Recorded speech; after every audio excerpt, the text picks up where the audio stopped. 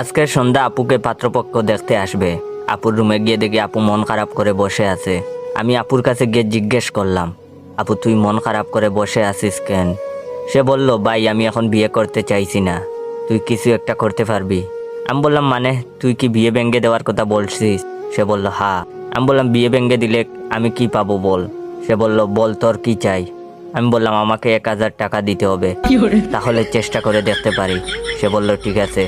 তারপর আমি আপুর রুম থেকে বের হয়ে আসলাম। সন্ধ্যা পাত্রপক্ষ আমাদের বাসায় চলে আসছে, সবাই বসে আছে আপুর অপেক্ষায়। একটু পর আম্মু গিয়ে আপুকে নিয়ে আসছে। আপু সবার সামনে বসলো। একজন আপুর নাম জানতে চাইলো, আপু নাম বলল। দেখলাম আপুর বয়সী একটা মেয়েও আসছে। মেয়েটা আপুকে জিজ্ঞেস করলো, আপনার সব থেকে পছন্দের জিনিস কি? আমি আপুর আগে বললাম, ময়ে ময়ে। মেয়েটা বলল, ময়ে ময়ে মানে কি? আমি বললাম, হিসাব বুঝো না, দুধু খাও। একটা ভদ্রলোক বলে উঠলো, এই ছেলেটাকে? আমি বললাম, তুই এখনো আমার পরিচয় জানিস না?